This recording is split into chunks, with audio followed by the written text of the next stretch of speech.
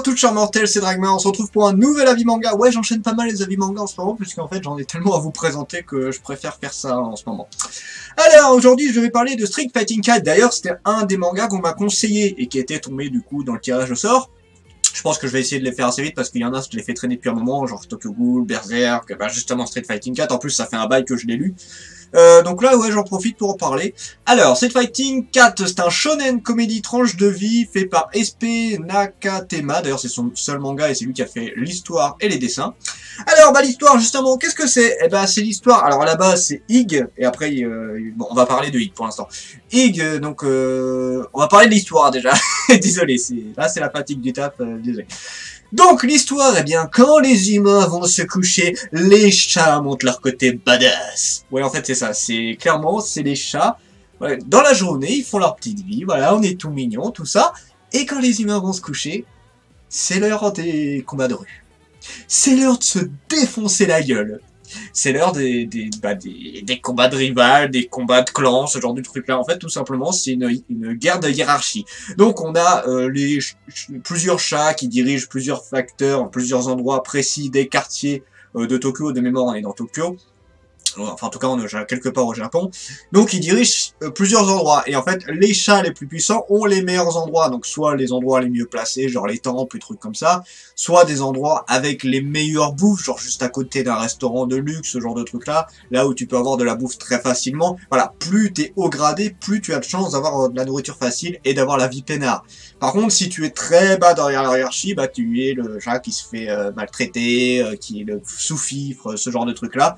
Donc voilà, c'est vraiment une vraie galère. Et Ig, en fait, à la base, il voulait être un des meilleurs chats du quartier, sauf qu'en fait, bah ça s'est très mal passé puisque avec un de ses amis, justement, où il s'était fait la promesse de devenir un des meilleurs chats, et bah il l'a un petit peu laissé dans la merde. Et en fait, il y a plein de règles chez les chats, et enfin, dans le manga, hein, mais voilà, dans les règles, une des règles, c'est par exemple, tu n'abandonnes pas un camarade.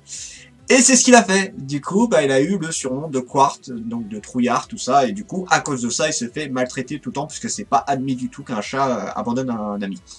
Enfin, un collègue, en tout cas. Donc, à cause de ça, voilà, c'est devenu la grosse victime. Et à un moment donné, il va rencontrer donc un chat qui s'appelle Nobunaga, donc qui est un chat domestique qui s'est barré d'ailleurs. C'est vrai qu'on sait même pas trop pourquoi. Il explique rapidement. Donc, qui s'est barré et qui a atterri dans le quartier. Il connaît pas trop la vie à l'extérieur. Bon, voilà, il adore bouffer et il est extrêmement fort. C'est un chat extrêmement costaud, extrêmement gros. Et ben du coup, bah il encaisse très bien et puis il défonce la gueule très facilement. C'est genre le gros bourrin de service. Et du coup, il va prendre Ig. Alors sous son aile, c'est un grand mot. Disons qu'il va tout simplement Ig va se servir de Nobunaga comme une protection et Nobunaga va se servir de Ig pour trouver les meilleurs endroits pour bouffer. Vu que Ig connaît tout le quartier, il connaît les règles, il connaît les endroits où tu peux le mieux bouffer, tout ça, bah voilà, en échange de sa protection, hein, parce qu'il le laisse pas trop bouffer sa bouffe, et puis en plus, souvent il le laisse dans la merde. Mais bon, voilà, il le protège un tout petit peu. Voilà, il est un tout petit peu plus en sécurité avec Nobunaga. Bah en échange, bah, voilà, il lui montre tous les endroits intéressants. Sauf que voilà, il lui dit, voilà, il lui explique toutes les règles. Toutes les règles qu'il y a dans les chats, sauf que Nobunaga il en a absolument rien à foutre, lui il veut juste bouffer, donc voilà, il lui emmène à des endroits où il y a la meilleure bouffe, sauf que bien évidemment, pour aller manger à ces endroits-là, et ben il faut combattre les chats qui dominent cet endroit, il les massacre littéralement. Et plus on avance, plus en fait ça me fait penser un peu à GTO, Yoon GTO, avec voilà les différents gangs qui allaient attaquer ce genre de trucs là, bah là c'est un peu la même chose, c'est des chats qui se battent contre des chats toujours plus forts.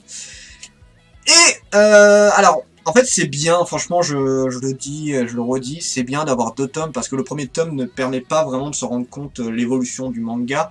Les premiers tomes, c'est très souvent juste le début, la mise en place, et le deuxième tome, bah justement, c'est à partir de ce deuxième tome en général où tu te rends compte un peu plus de où le manga peut aller, et c'est plus intéressant. Donc là, on s'est rendu compte justement que Ig, qui est passé en Hideyoshi, c'est son nouveau prénom, en fait, il est un peu plus intéressant, parce que dans le premier tome, il était très chiant, et dans le deuxième tome, il a commencé à être un peu plus intéressant, et c'était cool, c'était vraiment très cool, justement, de le voir évoluer comme ça. Nobunaga, bon, il est extrêmement drôle, parce que c'est le chat qui en a rien à péter, en fait, sa seule motivation, c'est la bouffe, et baiser, parce qu'en fait à un moment il y a une chatte qui l'intéressait, sauf qu'elle a dit écoute, moi je veux bien être avec toi, mais seulement si tu me prouves que tu es le plus fort de tous les chats. Donc lui, le meilleur moyen qu'il a trouvé pour être le meilleur, bah, c'est de dégommer, être le chef de tous les quartiers. Ce qui est dans un sens logique, tu me diras. Mais du coup, voilà, c'est sa seule motivation, c'est de se faire une féline. Donc voilà, ça c'est pour l'histoire. Alors, on va parler de mon avis personnel. Je ne m'attendais pas à kiffer autant le manga. Je vous avoue que j'étais mort de rire tout le temps. Franchement, c'est débile au possible. Et en plus, il y a pas mal de moments où c'est vachement prenant les combats, alors que c'est des chats, hein. Mais ouais, j'étais vraiment à fond dedans. J'ai quand même fait une petite reproche. C'est la seule reproche que je ferai au manga, d'ailleurs, je pense. C'est qu'il y a beaucoup d'explications. Il y a pas mal de pavés assez monstrueux sur les règles des chats. Je veux bien qu'on t'explique certaines règles qui ont les chats, genre t'as les règles justement des lois des quartiers, ou alors si tu veux faire un duel, il faut dire voilà, vous provoque un duel pour faire de façon officielle, t'as pas le droit de faire certaines choses, tout ça. Donc il t'explique toutes ces règles, mais il y en a un peu trop. À la limite, ça aurait été bien en fin de manga mettre voilà les règles des chats. Voilà, si vraiment t'es intéressé, tu les lis. Sinon, dans le manga, tu dis voilà, faut pas faire telle chose, mais en 2-3 phrases, quoi. Pas besoin de faire un pavé monstrueux parce que des fois c'est très lourd en fait à lire et ça casse un petit peu le rythme du manga qui est fait pour de la baston, pas pour de la grosse lecture justement. Donc ça casse un tout petit peu le rythme. Mais sinon, le manga est très drôle, les personnages sont super drôles, l'histoire en tant que telle est complètement conne et basique, mais c'est drôle. Et c'est le but du manga, c'est être drôle. Et en 4 tomes, il y a vachement moyen. J'achèterai les deux derniers tomes quand, je sais pas encore, mais en tout cas, non, j'achèterai les 2 tomes, c'est sûr. Donc un grand merci à celui qui m'a proposé ce manga, j'ai vraiment super kiffé. Et n'hésitez pas encore, si vous avez d'autres mangas à me présenter, allez-y, je suis extrêmement preneur parce que j'ai découvert pas mal de mangas. Vinland Saga que j'avais découvert justement, Street Fighting 4, Innocent que j'avais pu découvrir aussi grâce à un abonné. Il y a pas mal de mangas comme ça que je découvre et je vous en remercie énormément. Maintenant, pour le note de potentiel. Pour l'histoire, j'ai mis un 15, mais j'aurais peut-être dû mettre un peu moins. J'ai mis un 15 parce qu'en fait, c'est plus le côté drôle qui me fait kiffer.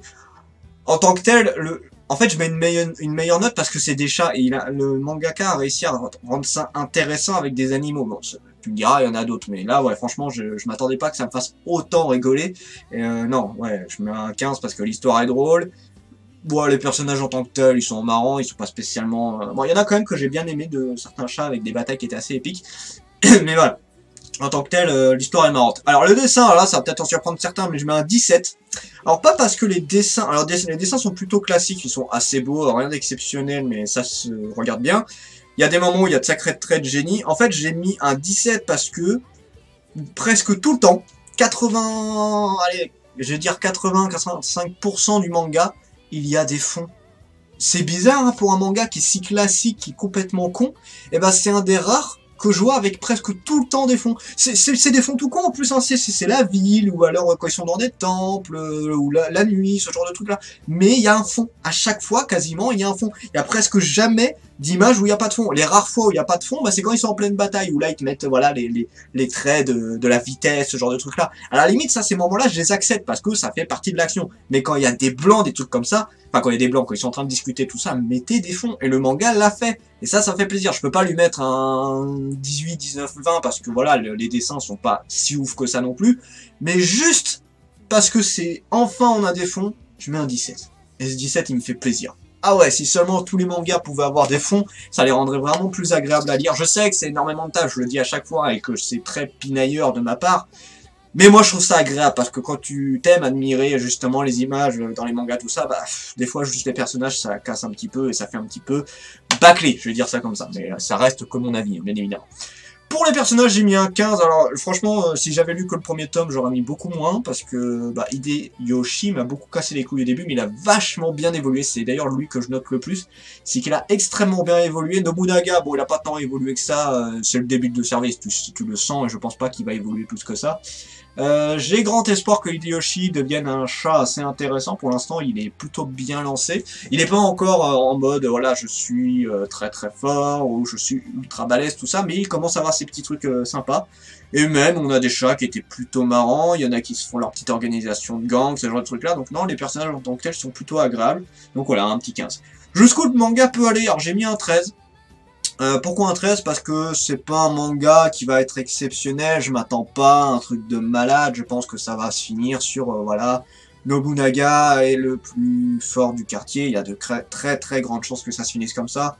Est-ce que c'est mauvais en soi que ça se finisse comme ça? Bah non, tu t'y attends un petit peu, mais c'est pas grave, tu passes un bon moment sur ce manga, et c'est le but. Enfin, je veux dire, tous les mangas ne sont pas là pour nous faire halluciner. Mais bien sûr, ça fait toujours plaisir. Mais voilà, un manga comme ça, tu le regardes pour la rigolade, tu le regardes, voilà, pour la connerie du truc. Mais c'est ça, c'est le but. Et le manga réussit très bien ça. Mais je m'attends pas à une fin de malade. Voilà. Mais après, le manga, je pense que je lui mettrai une bonne note à la fin. Ça dépendra des 2 derniers tomes, mais il y a très grande chance que je lui mette une bonne note à la fin. Donc ça fait une note finale de 15, et je remercie encore une fois celui qui me l'a présenté. J'ai vraiment beaucoup rigolé, et j'ai beaucoup apprécié ce manga-là. Sur ce, c'était Dragmar, et je vous dis à la prochaine, chers mortels.